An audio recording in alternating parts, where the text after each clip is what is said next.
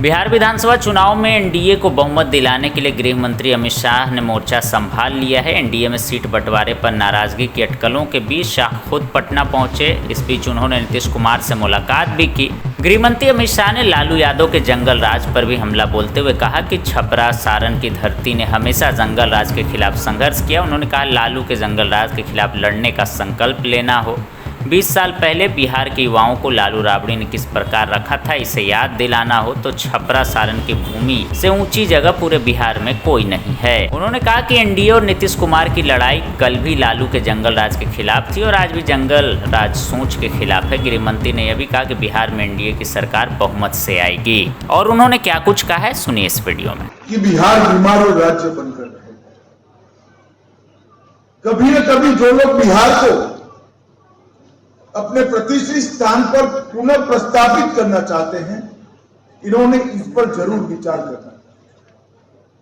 ये कौन सा कालखंड था जिस कालखंड में बिहार की प्रतिष्ठा का पतन हुआ?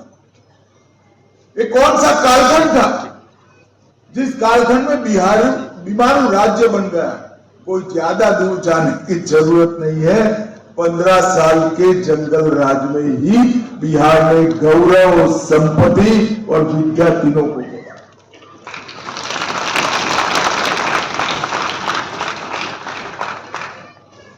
ईस्वीसन पूर्व का ऐतिहासिक पृष्ठभूमि, महाभारत कालीन ऐतिहासिक पृष्ठभूमि रखने वाला बिहार सिर्फ 15 साल के कालखंड में, 15 साल के जंगल राज के कालखंड में ही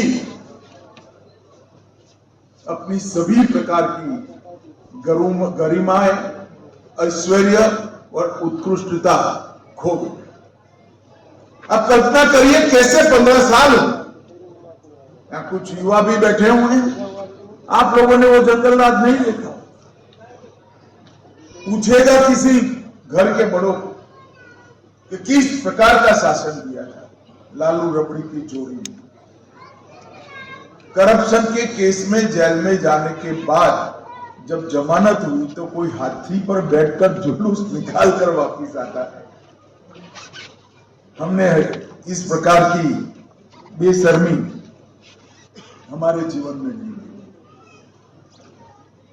मित्रों, 15 साल में बिहार हर प्रकार की एडमिनिस्ट्रेटिव तरीके से,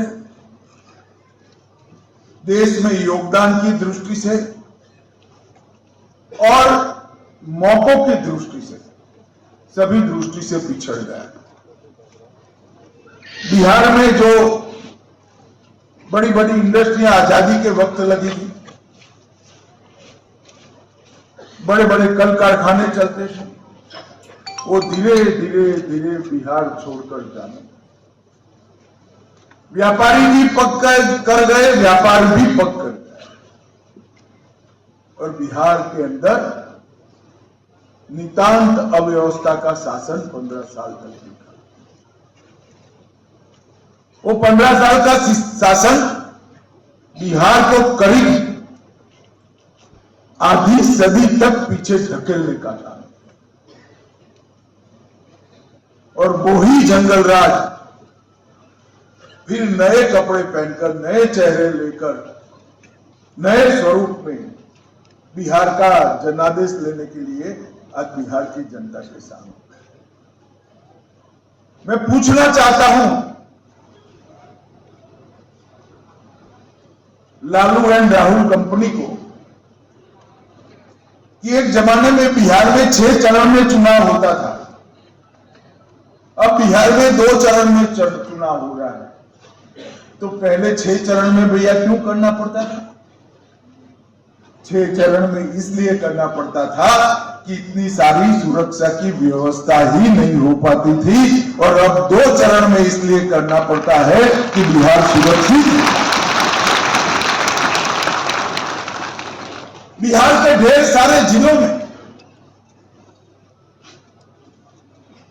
2 घंटा पहले मतदान समाप्त कर दिया। पटना के अंदर मतदान शाम को 5 बजे तक होता था और नक्सल बेल्ट के अंदर मतदान 3 बजे समाप्त कर दिया। हमने तो मांग की है, शायद सालों के बाद, दशकों के बाद पहला चुनाव होगा जो पूरे बिहार में शाम को 5 बजे तक होगा, क्योंकि नक्सलवाद समाप्त। बिहार के एक भी थाने में अब नक्सलियों की तूती नहीं बोली। धीरे धीरे धीरे 20 साल के नीतीश कुमार के शासन में और 11 साल की डबल इंजन सरकार में, मोदी जी और नीतीश जी की जोड़ी ने बिहार को अपनी खोई हुई सभी गरिमा शैन पुनः, नीतीश जी ने सुशासन की नींव रखी, इसीलिए उनको सुशासन बाबू कहा गया। इन्होंने 3 बड़ी व्यवस्थाएं बिहार 1.0 में करी। जंगल राज से बिहार को मुक्ति दिलाई, कानून और व्यवस्था की बहाली करी। उन्होंने भ्रष्टाचारी शासन से बिहार को मुक्ति दिलाया और उन्होंने 50% महिला आरक्षण भी दिया। ये बिहार 1.0 जो 20 साल के पहले 10 साल थे, इसमें काम पूरा हुआ और बिहार 2.0 जब मोदी जी और नीतीश जी की सरकार आई, डबल इंजन सरकार आई,